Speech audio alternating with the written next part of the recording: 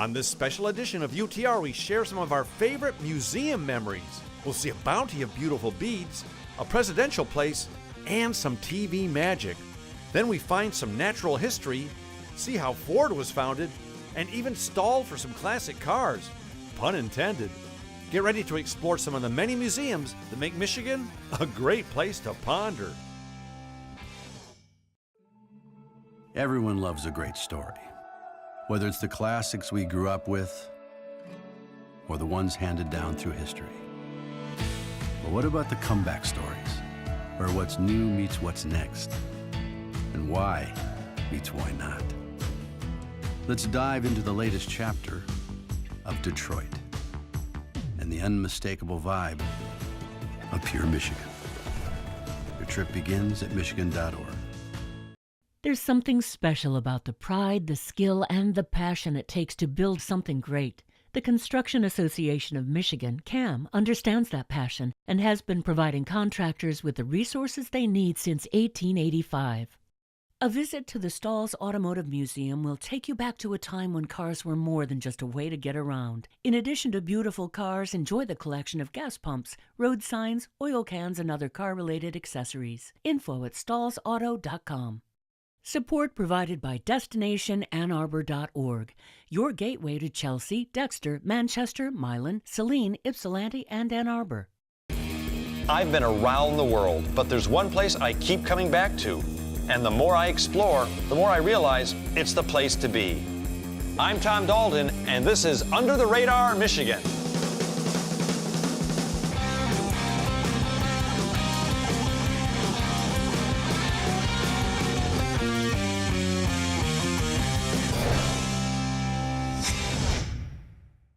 Well, are you ready? Because for the next 30 minutes, we're going to broaden your brains, expand your horizons, and visit some of Michigan's most marvelous museums. Yeah, you might learn something along the way, but I guarantee you'll have a ton of fun doing it. So crank up your cranium and get your cerebral cortex a-cooking, because Michigan's great museums are on the menu. If you've ever been driving around Detroit, you've probably seen the building behind me here and wondered, what the heck is that? Well, I'm going to go find out right now from the guy who's responsible for it.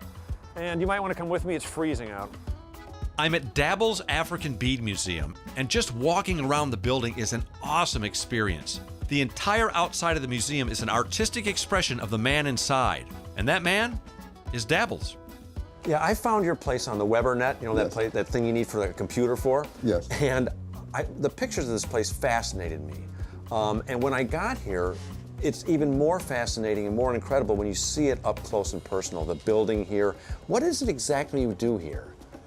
We are an African bead museum, and the goal was originally to preserve beads. We were going to take a building and show beads and have people coming in to see the beads.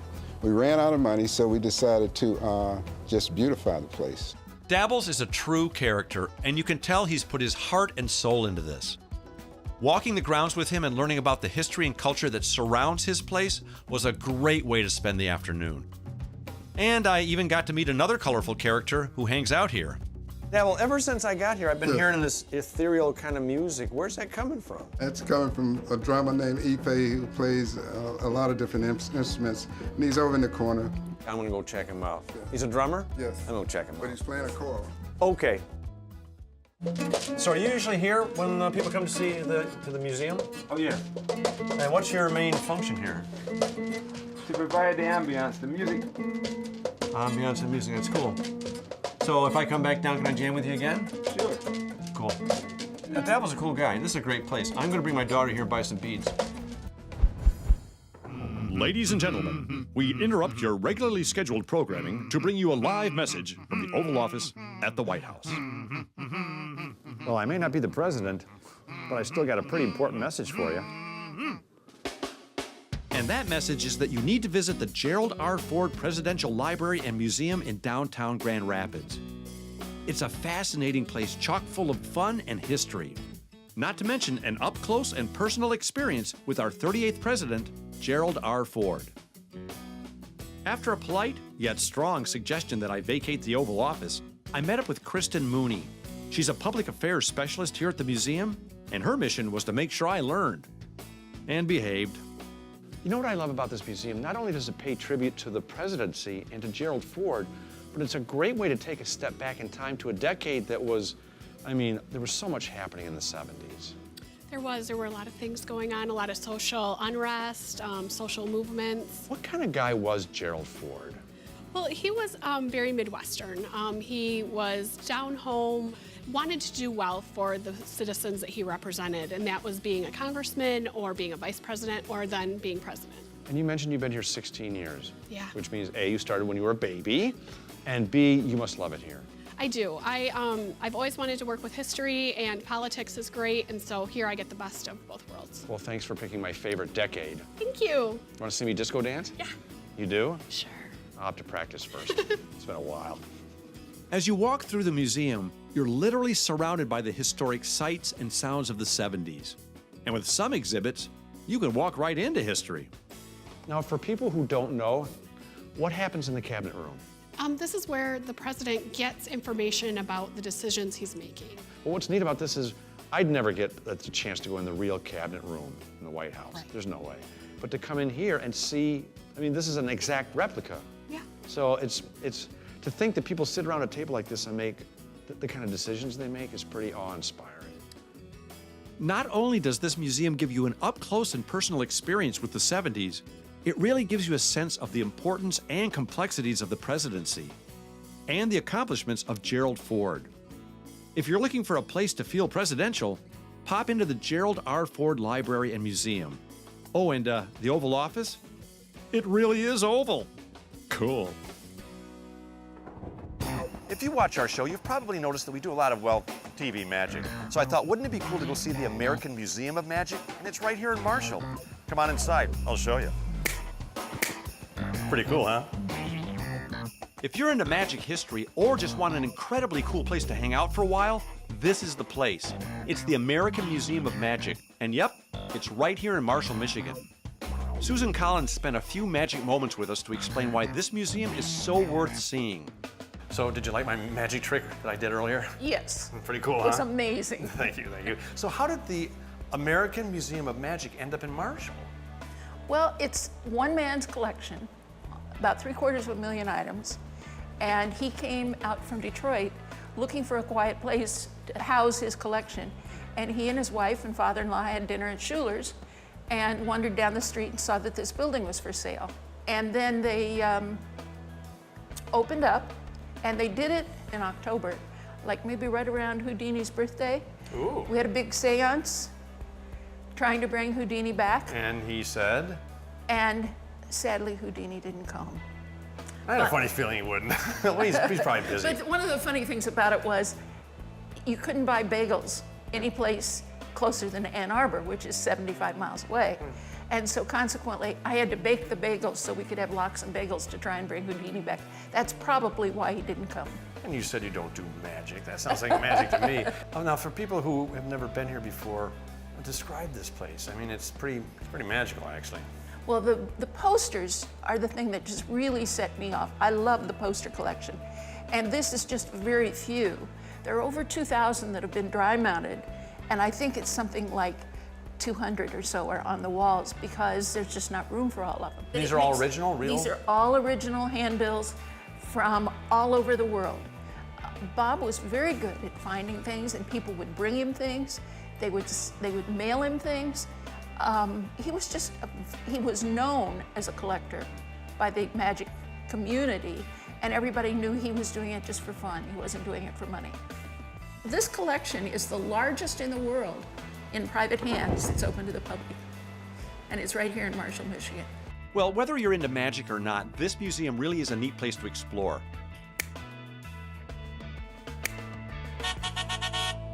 I'm coming. Darn it. You know, a lot of people avoid museums because they think they're boring and all about learning.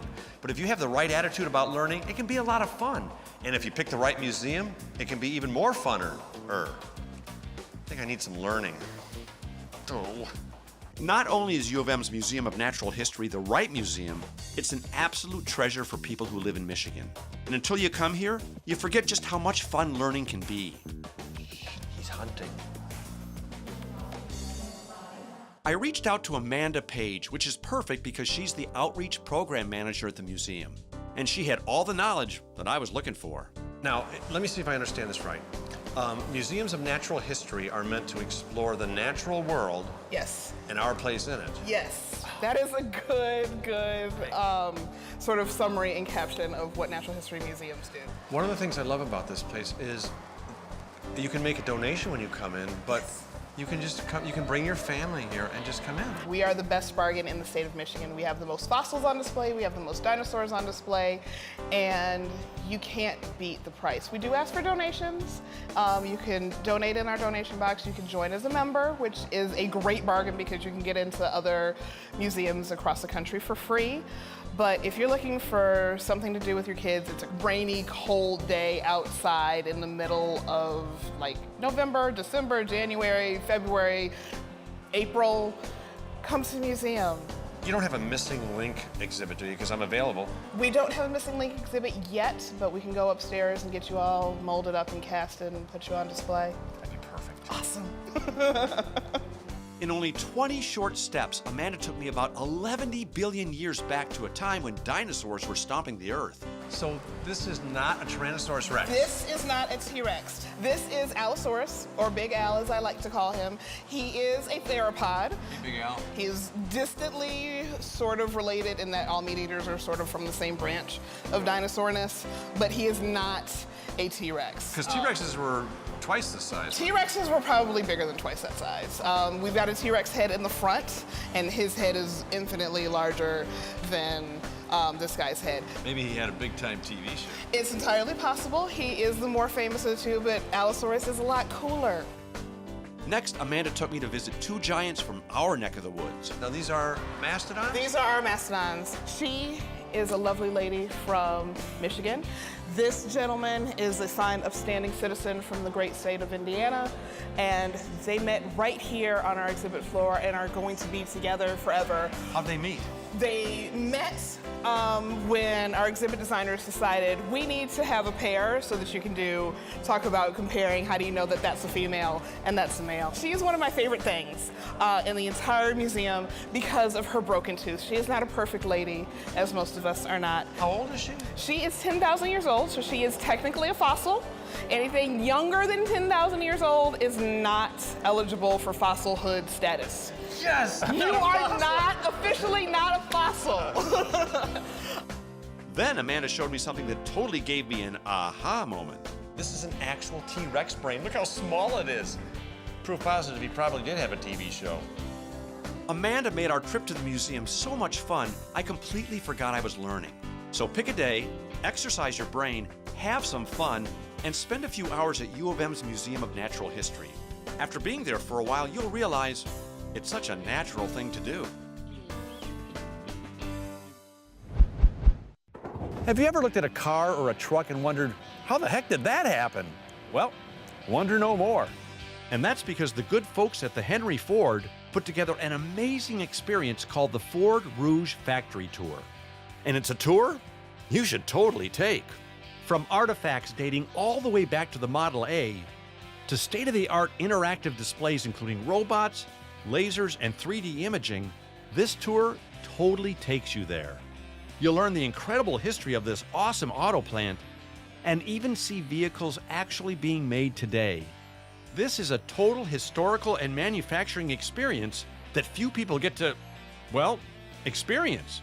So to make sure I experience it all, I hit the Henry Ford Museum, hopped on the official tour bus, and headed off for the factory tour. Once we made our way inside, I sought out Cynthia Jones. Not only is she the manager here, she's also one of the main reasons this exhibit has won awards around the world. I feel like a little kid in a candy truck store. This is so cool. Now, for somebody who hasn't taken the tour yet, oh, I love that noise. Explain the whole experience. You don't start here at the factory, right? Correct. So you want to start at the main museum campus of the Henry Ford, and we put you on a bus. We take you on a quick guided tour across Dearborn, give you a little bit of history on the way, so we kind of point out where Henry Ford was born, give you a sense of place and where you're at. Then you arrive here at the factory tour. We encourage you, you can do it in any order you want, but we encourage you to see the films first. So you can start with a quick history film. We condensed 100 years of history into about 10 minutes. Awesome. So it's super fun. We show a lot of things that you've never seen before because we went into our archival footage, pulled it out. Now the classic cars that are on display, those are incredible. Oh my goodness, yes. So every single vehicle that we've got on display was made here at the Rouge. So it gives you some of that visual timeline of where you're at. So after you get steeped in the history of Ford, you actually get to come in here on this catwalk and actually see trucks. It looks like we're making trucks today. We are making trucks today. We make trucks almost every day year-round. So this factory produces every version of the F-150. So any guess how many buildable combinations that is? No, a lot? A lot. 650,000 or more buildable combinations of this truck. How often is a truck completed here on the line? So at full speed, we're finishing one truck every 52 seconds. So we roll trucks 1 a minute, 22 hours a day, 7 days a week. This is such a unique experience because how often you get to actually walk around and see every phase of construction on a truck. Yes. Yeah, that is so cool. I'm impressed at how cool and clean and nice it is in here. Thank you. We're very thoughtful about how you work here because these folks work hard. This is one truck every 52 seconds means they have 41 seconds to do their job. That's amazing. And they do that same job 600 times a day. So we need to be thoughtful about how they do that. So we think a lot about ergonomics, we think a lot about the place to make it a good place to work. How long has Ford been making cars and trucks on this site? So Henry Ford bought the property in 1915. Our first car or truck fully produced here was the Model A, so it was late 1920s.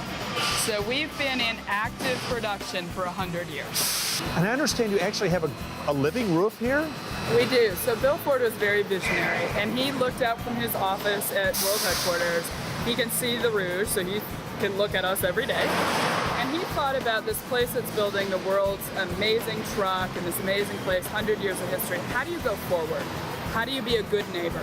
And he thought about green technology, a living roof, all the things that we do here, all the birds, the bees, the plants that we've brought back here, thinking about the air in the water, how people work, where they work. It's not just the truck, it's the overall piece. Now, on a personal level, you've been here for over 15 years, correct? And you actually helped design this tour. Yes, I did. How does that feel? Oh my goodness, so I am so proud to work here, to tell the history of a place, but more importantly to me personally, innovation lives here. Every single day, innovation, innovation, innovation. So to be part of something like that, I got the best job in Detroit. And I understand at the end of the tour you get a truck, is that correct? Well, you could buy a small Matchbox truck. Okay, I guess I can go for that. I'll do that. Darn it, that never works. After you take this tour, I guarantee that the next time you get into a car or truck, you'll have a whole new appreciation for where it came from and what it took to make it.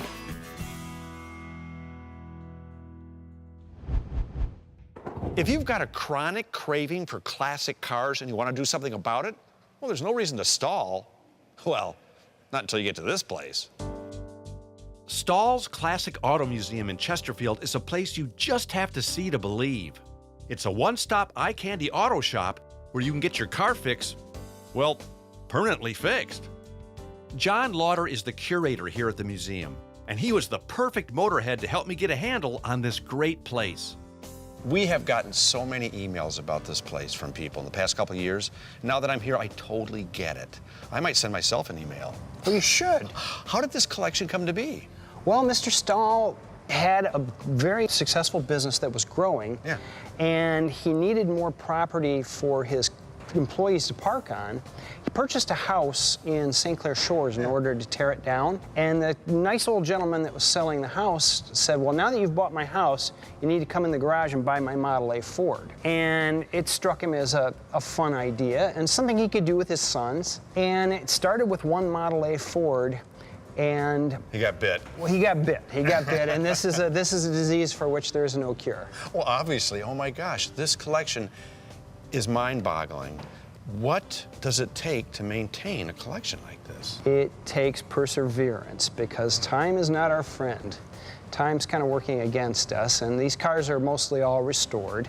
But the day a car is finished restoring, it wants to kind of go back to its common elements. Well, this place isn't just a museum or a collection. It's got a higher meaning to it. I mean, there's a mission to this place, right? Well, the mission of the place is to educate the public about the history of our big industry here in the Detroit area, the auto industry. And we start in the first corner with the oldest cars, which are really just horse carriages with engines strapped into them. And then as you walk through, you're walking a timeline, and you can see the evolution toward what we drive today.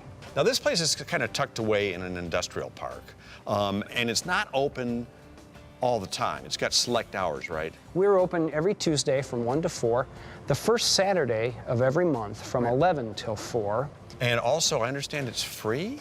It's free of charge. We have a donation box. If people care to leave us a donation, it goes toward helping maintain this fleet, and it helps to buy amenities for our volunteers, who are a huge asset of this organization. And they come here, they're very generous with their time. They help us clean these cars before every day that we're open. And they're our docents. So as people walk around, if they have a question, you know, why does that hood ornament look like that? You know, we go get Eugene, you know. But that everyone has their own specialty area, and they're just an incredible bank of information that we can draw upon.